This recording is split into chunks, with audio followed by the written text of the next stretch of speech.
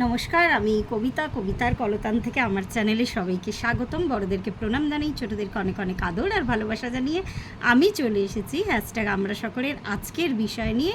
আজকের বিষয় দিয়েছেন মিতা চ্যাটার্জি, আমাদের মনের মানুষ মিতা চ্যাটার্জি ম্যাডাম। খুব সুন্দর দুটো বিষয়, একদম হালকা ফুলকা দুটো বিষয় আর কি, আর দুটোই আমার পছন্দের বিষয়।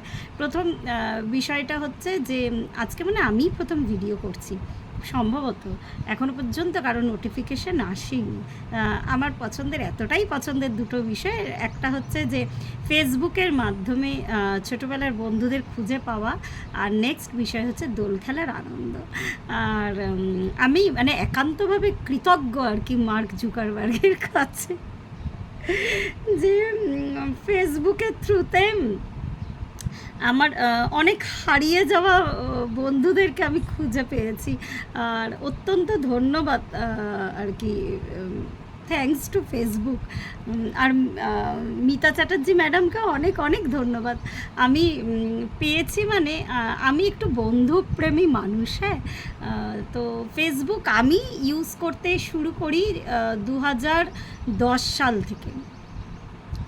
হ্যাঁ, তো প্রথম তখন একটা অ্যাকাউন্ট আমার হাজব্যান্ডই হঠাৎ করে খুলে দিল। তারপরে না, আমিই খুলেছিলাম। তো এমন একটা ছবি সেট করেছিলাম, ওই প্রোফাইলটা না ঠিক পিকচারটা ঠিক আমার পছন্দ হচ্ছিল না। ওই ফেসবুক অ্যাকাউন্টটা আমি মাস 2-3 চালিয়ে আবার তারপরে নতুন অ্যাকাউন্ট খুলি। তাহলে 2010 থেকে আজ পর্যন্ত ফেসবুকের সাথে আমার সম্পর্ক। আমি পুরোটা বলতে গেলে এতটা এক্সাইটেড হয়ে যাচ্ছি না, কি বলবো। ফেসবুকে অবশ্যই অনেকেই তখন, তার আগে অর্কুট ছিল, তো অনেকে অ্যাকাউন্ট খুলতে প্রথম তো অত মানুষ বুঝতো না। তো অ্যাকাউন্ট খুলে বিভিন্ন fake account, friend request fake account থেকে, তো সেরকম আমিও অতটা বুঝতাম না। তারপরে আস্তে আস্তে যতটা পরিচিত হয়েছি ফেসবুকের সাথে ততটা বুঝেছি।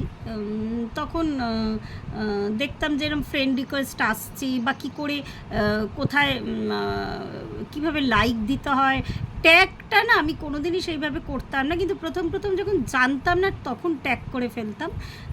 পরবর্তী সময় বুঝেছি যে অনেকে ফেক অ্যাকাউন্ট খোলে আর কি। তো যাই হোক, যে কোনো কাজেরই আর কি সাইড এফেক্ট থাকে। সমুদ্র মন্থনের সময় অমৃত বেরালো, গরলও কিন্তু বেরিয়েছিল সবার আগে।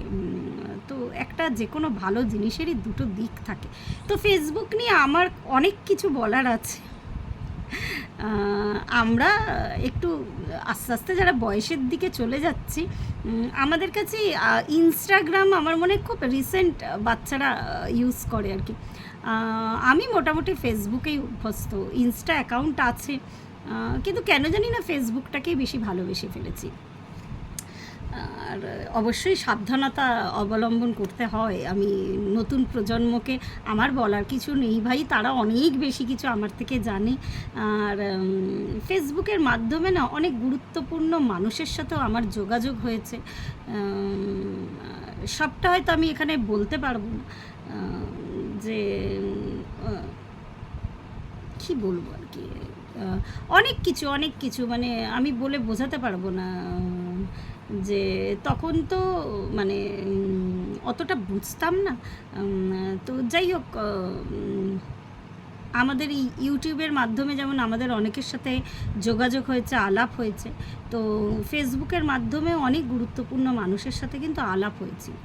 আর তখন যেসব নাম করা প্রোফাইলগুলো, কোনো সেলিব্রিটি প্রোফাইলগুলো, তখন কিন্তু প্রথম তারাও অ্যাভেলেবেল থাকতো আর কি ফেসবুকে।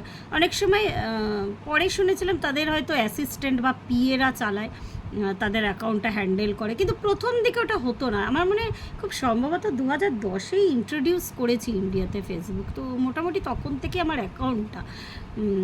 তো যাই হোক, তো এরকম বহু ভালো মানুষের সাথেও আমার ফেসবুকে আলাপ হয়েছে। কিন্তু ওই যে বললাম আবার কিছু ফেক অ্যাকাউন্ট মানে এটা তো স্বাভাবিক হয়েই থাকে, ছেলেদের মেয়েদের নাম করে ছেলেদের অ্যাকাউন্ট, তো তখন তো অত বুঝতাম না। তো এইসব ঘটনাকে ব্যতি রেখে আমি বলি, আমার বহু ছোটোবেলাকার বন্ধুরা না হারিয়ে গেছিলো, স্কুল লাইফের, কলেজের লাইফের, তাদেরকে আমি খুঁজে খুঁজে খুঁজে খুঁজে পরিশ্রান্ত হয়ে গেছিলাম। তখন তো এত মোবাইলের ছিল না, আমাদের যখন বিয়ে হয়েছিল ছিল মানে কিছু পর থেকে মোবাইল, ল্যান্ড ফোনই ছিল।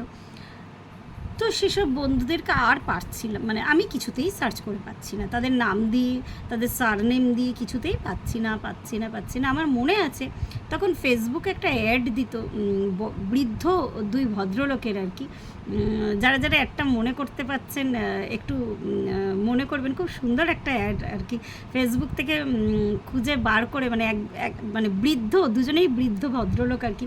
তো এক ভদ্রলোক সে যখন ইয়াং ছিল, সে আরেক ভদ্রলোকের গার্লফ্রেন্ডকে একটা চুমু খেয়েছিল। তো ফেসবুকে সেই বন্ধুকে খুঁজে বার করে করে সে পরবর্তী সময়ে আর কি, মানে এরকম আর কি, সেই রিভেঞ্জটা আর কি নিয়েছে, মানে তার বউকে চুমু খেয়েছে, এরকম একটা অ্যাড দিত। ওই একটা মনে করে দেখবেন। তো যাই হোক, ওই আশা রেখেছিলাম যে, কিন্তু একদিন দেখলাম যে আমার বন্ধুরাই আমাকে খুঁজে বার করেছে ফেসবুকে। তো তাদেরকে দেখে তো আমার আনন্দের সীমা ছিল না। আবার তাদের সাথে যোগাযোগ হওয়া, আবার মিটিং হওয়া, তাদের সাথে ঘুরতে যাওয়া, ওই জন্যই বললাম ফেসবুকে ভূমিকা আমার জীবনে অনেকখানি।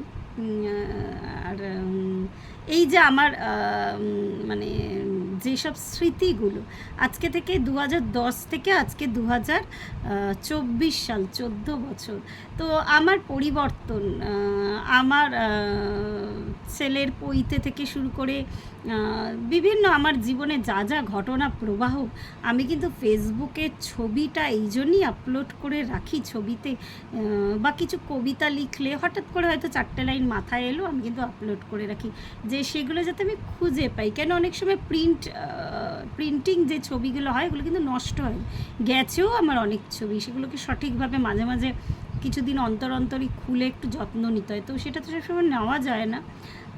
তো যাই হোক, ইভেন পরবর্তী সময় আমাদের অনেক ছবি, আমার ছোটোবেলার ছবি, আমার বিয়ের ছবি, ওগুলোকে আমি মোবাইলে ক্লিক করে করে, বিশেষত কোভিডের সময় এগুলো করেছিলাম, ঘরে বসে ওগুলোকে ক্লিক করে করে আমি ফেসবুকে রেখে দিয়েছি। আর গুরুত্বপূর্ণ কিছু অ্যালবাম বানিয়ে রেখেছি, যে অ্যালবামগুলো পরবর্তী সময় আমি দেখতে পারবো। যে বললাম ছেলের পৈতে, তো মানে ফেসবুকটা হচ্ছে আমার কাছে একটা ব্যাংক বলতে পারেন আর কি। ওই ছবিগুলো, কবিতাগুলো, এগুলোকে সঞ্চিত রাখা আমার কাছে এর থেকেও আরেকটু বেশি কিছু। আমি জানি অনেকে ফেসবুকে নিন্দা করবেন বা তাদের খারাপ অভিজ্ঞতার কথা বলবেন, সেটা যে আমার হয়নি তাও নয়। আর ওই যে বললাম, তখন তো বুঝতাম না কোনটা ফেক অ্যাকাউন্ট বা কোনটা কী। তো যাই হোক, সচেতনতা অবশ্যই দরকার। ওই যে বললাম, অমৃত ওঠার আগে বীজ তো উঠবেই। তো যাই হোক, আমার সাথে বেশিরভাগই সুইট মেমোরিজ আমি আমার পুরনো বন্ধুদের খুঁজে পেয়েছি ফেসবুক থেকে। আবার ফেসবুকটা অনেকখানি যোগাযোগের মাধ্যম আর কি। তো আজকে এই পর্যন্তই ফেসবুক নিয়ে বললাম। আর ছোটোবেলাকার দোলের কথা যদি বলতে যাই, দোলের স্মৃতি, দোল খেলতে আর বাজি ফাটাতে কালী পুজোর সময় আমি যে কী ভালোবাসতাম। মানে আমি খুব শান্তশিষ্ট দেখতে হলেও, স্বভাবে শান্তশিষ্ট হলেও, মানে এই দুষ্টুমিগুলো, এগুলো মানে দুষ্টুমি বলবো না বাচপানা বলবো, আমার মধ্যে মানে কুটকে ভাড়া হওয়া থা। মানে দোল না খেলতে পারলে, আর ঠিক দোলের টাইমটা না এক্সাম হতো কিন্তু আমাদের আর আগে মার্চে ছিল, তারপরে কিছুদিন বাদে আবার সেটাকে পাল্টানো হলো। ঠিক ওই দোলের টাইমটা আমাদের এই ক্লাস 10, ক্লাস 12, আরও স্কুলের এক্সামগুলো যতদিন মানে মানে দোল আসতো, তখন একটা এক্সামের চাপ আসতো, কিন্তু আমার মনে রং লাগতো। আমি ছোটোবেলা থেকেই খুব রং খেলতে ভালোবাসি, কিন্তু আবার দৌড়াতেও ভয় পাই আর কি। দৌড়াবো, কেউ এসে তাড়া করে রং দেবে, সেটা তো আবার ভয় পাই, যদি পড়ে যাই। ওই জন্য কেউ রং মাখাতে, রংটা মাখতে ভালোবাসে মেনলি। কেউ যদি রং মাখাতে আসে না, আমি চুপ করে মুখটা পেতে দিই আর কি, কোনো রকমের তাকে করি না, বাধা দিই না আর কি, যে নাও মাখা। তবে একটু রিকোয়েস্ট করি, আমার গায়ের রংটা তো খুব একটা সুন্দর না, যে আমাকে কালো আর সবুজ রংটা প্লিজ মাখিও না। আমাকে লাল হলুদ এই ধরনের রং মাখাও। ওগুলোতে যেন আরও কয়েকদিন লেগে থাকলে আরও বিচ্ছিরি কালো কালো দেখতে লাগে। তো দোল নিয়ে আগের বছর আমাদের দোলে একটা প্রোগ্রাম হয়েছিল, আমাদের ইউটিউবের দিদি পরিচালনা স্ক্রিপ্ট লিখেছিল, খুব সুন্দর একটা প্রোগ্রাম। এটা বলতে গিয়ে না আমার ওই কথাটা হঠাৎ করে মনে পড়ে গেল, মনটা খারাপ লাগছে। এবছর সেরকম কিছুই হচ্ছে না। হ্যাঁ, দোলের আগের দিন আমার একটা এনজিওর প্রজেক্ট আছে, তো সেখানে কথা হয়েছে আমরা আসার সময় একটু দোল খেলে আসবো। তো এখনও আমার দোল খেলতে ভালো লাগে, কিন্তু এখন খুব একটা খেলা হয় না এখানে।